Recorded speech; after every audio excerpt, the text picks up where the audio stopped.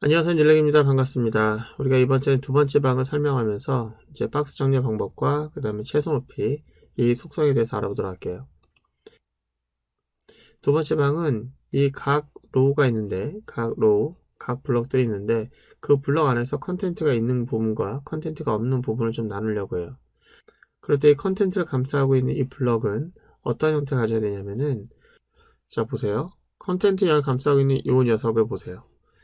내가 가운데로 좀 몰아가면 가운데 이렇게 떠다 있잖아요. 예, 이게 좀 가능해야 되는 거죠. 두 번째 방은. 그래서 오늘 다룰 내용은 이렇게 박스를 만들어서 그 박스가 가운데만 이렇게 정렬될 수 있게끔 하는 그런 내용을 좀 다루려고 합니다. 자, 이 코드는 우리가 전에 했던 내용인데요. 이 큰 방을 설정을 했었죠. 얘가 제일 큰 방이에요. 제일 큰 방이라고 하면은 요거죠, 요건데, 이번에 우리가 필요한 것은 이 컨텐트라고 하는 녀석 감싸는 더 작은 방이 하나 있어야 되는 거예요. 그 작은 방은 이 안쪽에 있는 얘기들을 다 감쌀 수 있는 블럭이 되는데, 보면은 이것 안에 이 내용을 다 감싸고 있는 블럭이 존재하지 않죠. 예. 우리는 이제 CSS는요, 시각적으로 보여주는데 필요한 그런 영역을 찾는 거예요, 지금요. 그래서 그 영역이 있으면, 그런 녀석으로 사용할 수 있는 게 있으면 그거를 영역으로 쓰는 거고, 없으면 저희가 또 여기다가 div 태그를 이용해서 그런 영역을 만들어 줘야 돼요.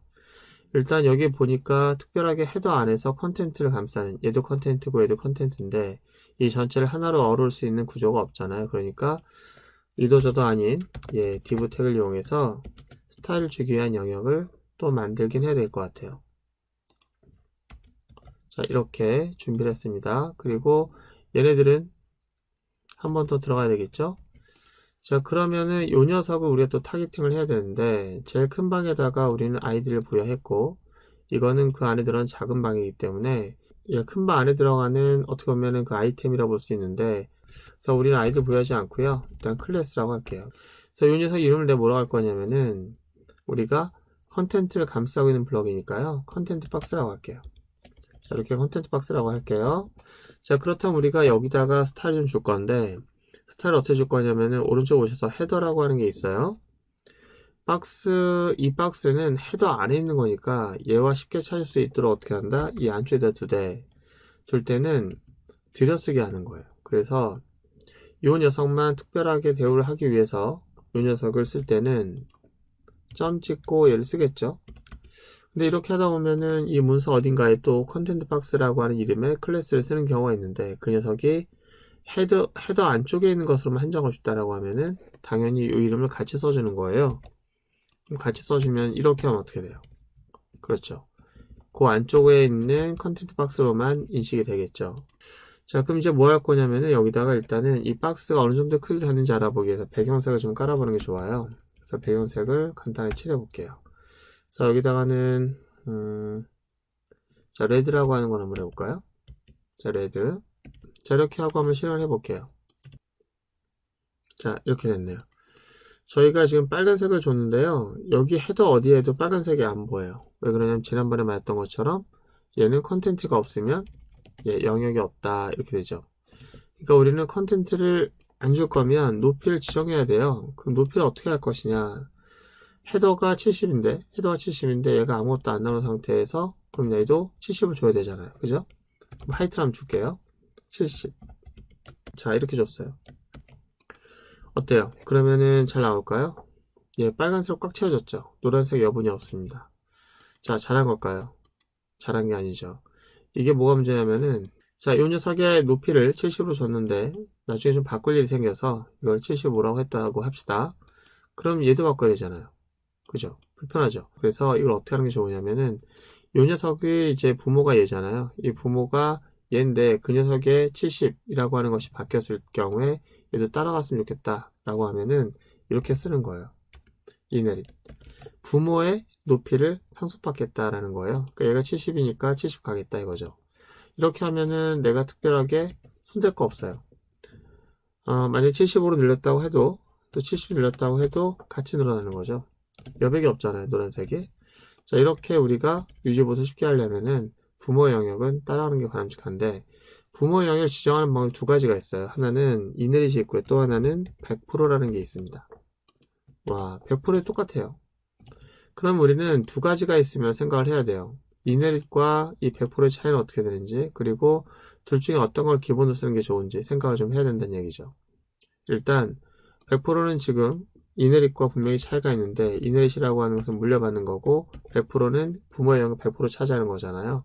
그 차이점을 지금 설명하는 것보다는 뒤에서 다른 예제에서 그때 설명하면 좋을 것 같고, 일단은 이네릿을 기본으로 하고 나중에 문제가 되는 부분에서만 100%를 또 고쳐 쓰도록 하겠습니다. 자, 그럼 우리는 이네릿이라고 썼어요. 100% 했습니다. 그 다음에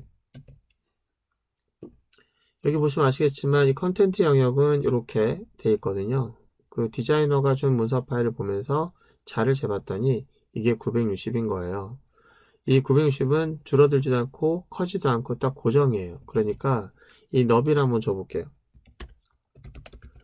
높이는 이네릿이고요. 그 다음에 너비는 960 픽셀 이렇게 하는 겁니다. 자, 그리고 보니까 자, 이렇게 잘렸네요. 여기까지. 아하, 여기까지 960입니다. 근데 우리가 해야 할 이 박스는 어떤 형태냐면은 사이즈를 줄였다 늘렸다 하게 되면은 얘는 가운데를 유지할 수 있도록 해야 되는 거예요. 자, 요건 또 어떻게 할까? 이제 궁금하죠. 일단 그 녀석을 하기 위해서 한테 몇 가지 좀 알아봐야 되는데요. 일반적인 박스라고 하는 녀석의 기본적인 너비는 부모의 크기를 다 차지합니다. 이게 부모가 있으면 부모의 너비를 100% 차지하는 게 기본적인 박스의 너비예요. 근데 너비를 제가 줄였다고 할게요. 현재 100%에서 일부분을 줄여가지고 이렇게 줄였다고 합시다. 근데 900으로 줄였으면은 이게 가운데로 와야 되는데 가운데로 오는 게 아니라 왼쪽으로 가요. 왼쪽으로. 왼쪽으로 가면서 이쪽은 이제 빈 공백이 생긴 거예요. 빈 공백. 여러분들이 이 상태에서 만약에 이 녀석이 왼쪽에다가 마진을 줬다고 합시다. 마진을 어떻게 주냐면은 마진 왼쪽에다가 오토라고 하잖아요. 그러면 빈 공백이 왼쪽에 생기게 돼요. 왼쪽에 생기면서 얘가 오른쪽으로 확 쏠리게 됩니다.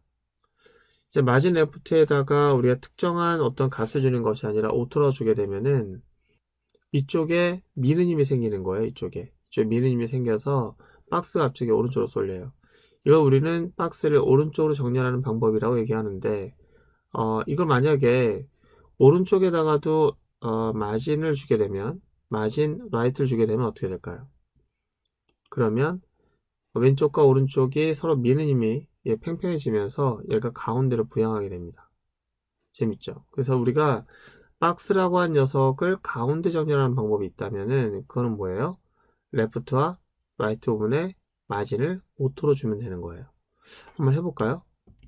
일단 먼저 이 컨텐트 박스에서 현재 상태와 비교할 수 있는 마진 한번 해볼게요. 여기서 마진 레프트에다가 오토 한번 넣어볼게요. 아직 저장 안 했고요. 저장 안 한 상태인데 저장 안 한 상태에서 한번 볼게요. 지금 왼쪽이잖아요. 자, 그럼 저장을 하고 다시 한번 확인해 볼게요. 자, 저장 확인. 오른쪽으로 쏠렸어요. 왼쪽 마진 주니까 오른쪽으로 쏠렸죠. 자, 그럼 오른쪽에도 마진 한번 줘볼게요.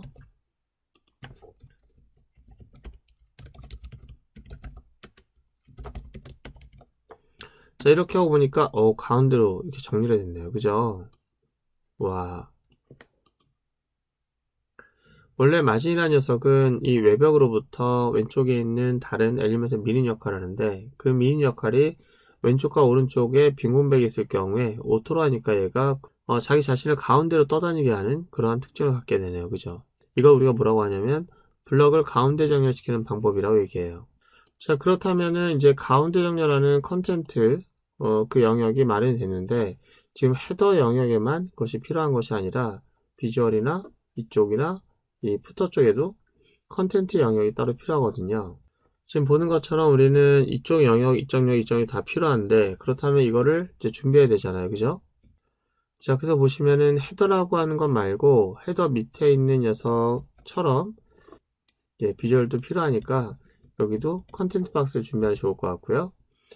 자, 그리고 바디도 보니까 묶어줄 수 있는 애기가 있는가.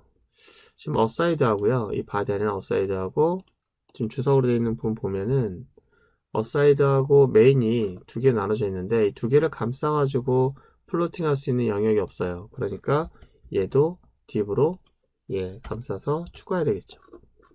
자, 여기다가도 추가하고요. 그렇다면은 얘를 어떻게 해요?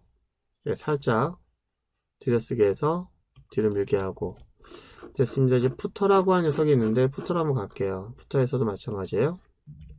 자, 여기다가도 자, 컨텐트 박스 하나 만들고 닫아야겠죠? 지금 제가 이거를 복사해서 붙여넣기 하면서 클래스명까지 다 들어갔어요.